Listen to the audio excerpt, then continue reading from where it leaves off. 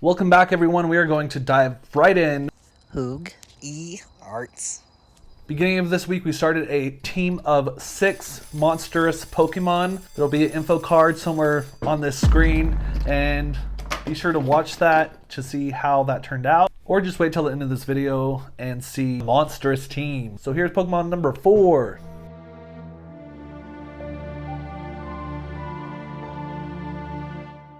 Give this video a thumbs up for drawing all the original Pokemon to go with these monsters. But we are going to do Flygon for the next one. When I first started this Pokemon, I did want to do a Dragonfly because he represents the Dragonfly and his Pokemon is based off of a Dragonfly type bug.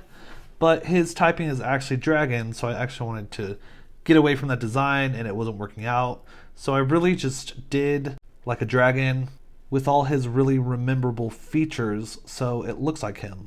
And not only that, I wanted to give it more of a monster effect, and I feel like his original design is very playful, he's very plump and rounded, but he also has like cool attributes like his goggles on his eyes.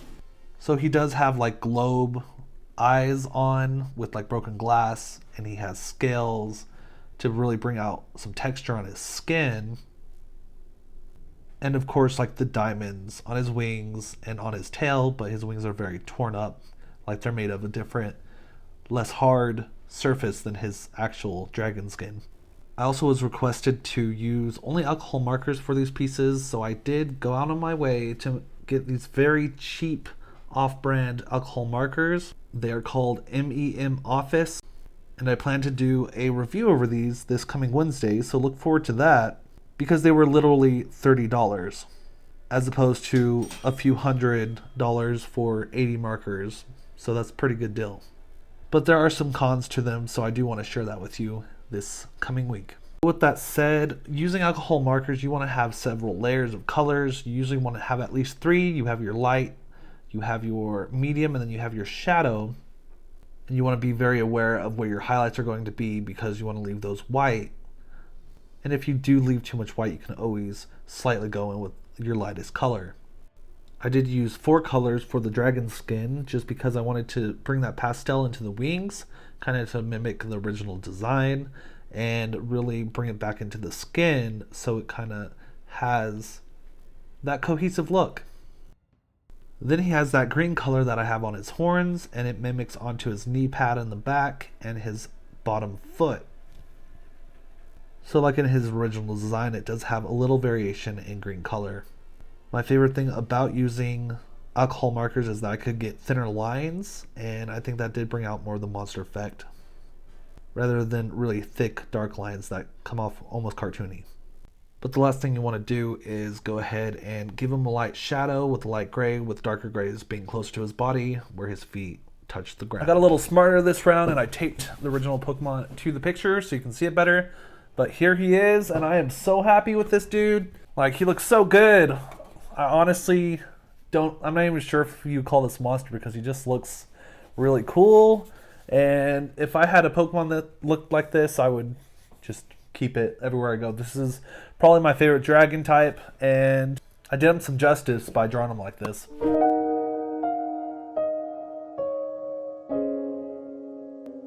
Slowking is the next one. Honestly, the only reason I like him is because the movie he featured on where he was talking, and I thought that he was just kind of a quirky looking guy. Kind of has that clown look to him, and he's royalty, so really he kind of goes with my night themed Pokemon that I love and adore. At first, I really just didn't know what direction I want to go with this Pokemon, but I did know I wanted to make him ridiculously fat, so I did that. But as I was drawing him, he just became more creepy, and I think that was really the goal. So his headdress, we all know that is a live creature. I went ahead and made it dead and mummified in the eyes, with like one of the horns broken off, and then the other one has like a slash in it. And I made the top very jaggedy, and the gem very big.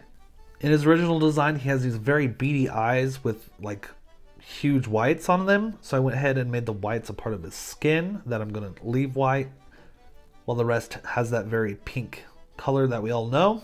And I gave him huge teeth because I'm not sure what he's based off of, but right now he's based off of like a fat cow walrus creature otter thing, but with like a jester's little necklace.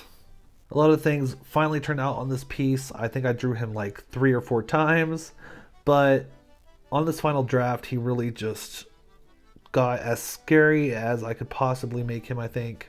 Down to like the padding on his stomach, almost looks like it's fat is about to burst out of him. And if you weren't here for the first video, just remember when you're making monsters to really dull down your colors, just depending what you're making. So like for this one, I'm doing very like dull skin tones at first, and then I go in with like dirty colors and really just dull down his palette. Even on his face, I use a skin tone that I will dumb down later. He really just looks like he would like devour you. Like with eyes like that, you're not really sure what he's thinking, so you don't want to get close to him, but he has long teeth and a dead animal on his head, so you know probably not to associate with this guy. Like I almost want to say he was at one point human and then he just became really crazy, like a leather mask murderer. Like he wears your skin. Like this is the Pokemon that wears other Pokemon's skin. Don't mess with him. And that's really the only reason I chose him, because, you know, he's crazy. Crazy like me. And notice, guys, that I did use a brown for my shadows on this, and that's to really just make him look dirty towards the end. So as I go through this, they're going to blend into his skin, and he's going to have a really dirty look to him. Because after this, I use a very dark maroon color to bring out like the darker shadows. This definitely was the piece that I used the blender probably the most, just because I think I blended everything at one point on this just to make his skin really blend in with that brown and bring in his darks and just kind of muddy up his skin to give him more of a scary look and not just like a fat Pokemon look. I think the headpiece was probably my favorite thing on this piece, just because it gave him kind of the psychopath image that really brought in the monster to his character. And when going in with like the darks on this, I really brought out the shadows to the eyes and different things, and like the texture to the rock. But when you're doing something rocky, I always recommend like making your general lines for some texture and then going in with like your shadows and your highlights to bring out the rest of the texture. And if you're new to art, just realize that darker colors bring back objects. So I'm just pushing back like the back of the crown with that darker color. Like when it goes behind his face, or it goes behind those dead eyes on the actual creature in that gem. And speaking of that gem, I did say earlier that not to use brighter colors, but as long as you have a reason for the things you're doing, I think that any rule can be broken, even the ones you make for yourself. So for example, a lot of people are scared of clown necklaces, or not their necklaces, clowns, but they wear those, you know, they wear those, and they're always bright colored. Bright colors are scary to some people, because it reminds them of a circus, and I don't know why people are terrified of circuses, but they are. But having a reason for the lines you do, the colors you use, everything about your work, if you have a reason, it's always going to be easier to defend your work, for one. For two, it's going to be easier to talk to other people about it, maybe a possible customer, or like me talking to you right now, for example, my audience. Another cool little detail I did to the helmet is where it's broken and it has that slash, I did like a meaty pink color. So it looks like, you know, it has meat inside of it because it's an actual living thing, kind of like a crab leg or something that was split open. But the last thing that I want to do for this piece, of course, is put these lines in it to really give that pop. And I used a 0.5 pen to finish it off. You can use a thinner one when drawing your work and then go in with the thicker lines like I did. And then I added those details with my jelly roll to bring out some fine highlights. But here's my thick ass Slowking with his other very thick cartoon self. This one I find extra terrifying because fat gross things freak me out. Yes, even myself. But if you notice, these do get more detailed as I'm going, and when you're creating monsters, just think small little details kind of bring out more of the creature effect, while less details and simplification brings out more of the cartoon. But we only have one more Pokemon to go, so let's go ahead and see where it takes us.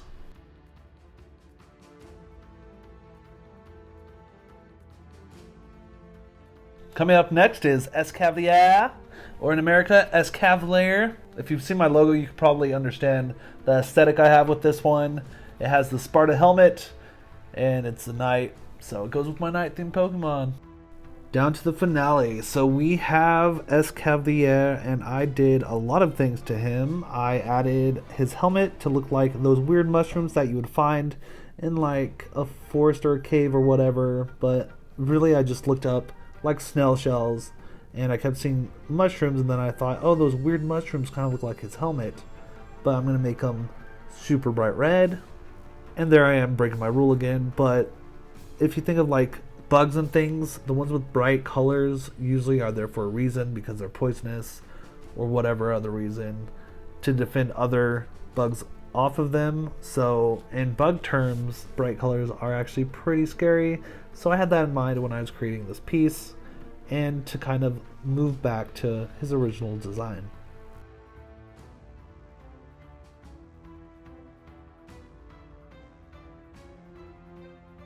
And for his red base color, I used a French vermilion red because, you know, Caviar, escargot, caviar, French words.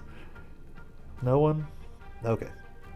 Anyways, with all the details I put into this piece, I did painstakingly just color through all these lines and things to keep it clean, and really bring out the same colors that those mushrooms that I found had, while keeping also the colors that the actual Pokemon has in his cartoon version.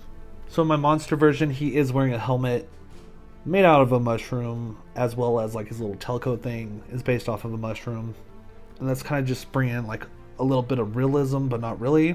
And then his arms are inspired by praying mantis's arms, and I looked up several references while keeping his lance shapes to them.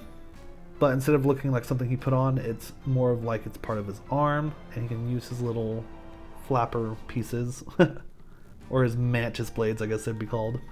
And of course the body of the beetle is a blue, and I made that a dark blue and brought bright yellow into his eye, as well as his pupil, which is going to be orange, and then dulled down his body so he looks more like an actual beetle would look like in real life. And instead of having those white teeth, I actually brought him down like prongs of a beetle. But not only did I add dark shadows to everything, I did add a yellow tint to all his silver to bring in more of a gross monstery color, and I blended that into like all his armor. And then after everything was in, since it's so dark, I brought in a lot of highlights to really make this pop and bring in a bunch of details. So details of like his arms and face that wouldn't show up prior really pop when you add some Jelly Roll lines to it.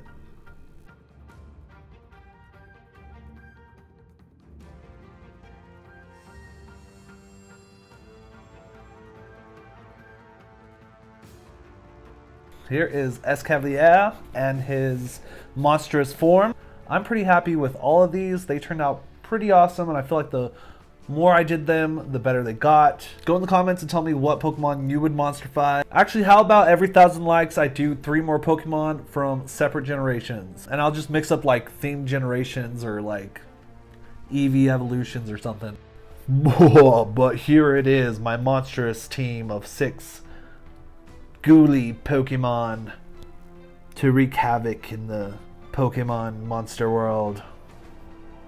Are you guys afraid? No? Oh, okay. Alright guys, that is it. I hope you enjoyed this video, and be sure to subscribe, like, share it with your friends, do all that nonsense. But until next time, we will see you later.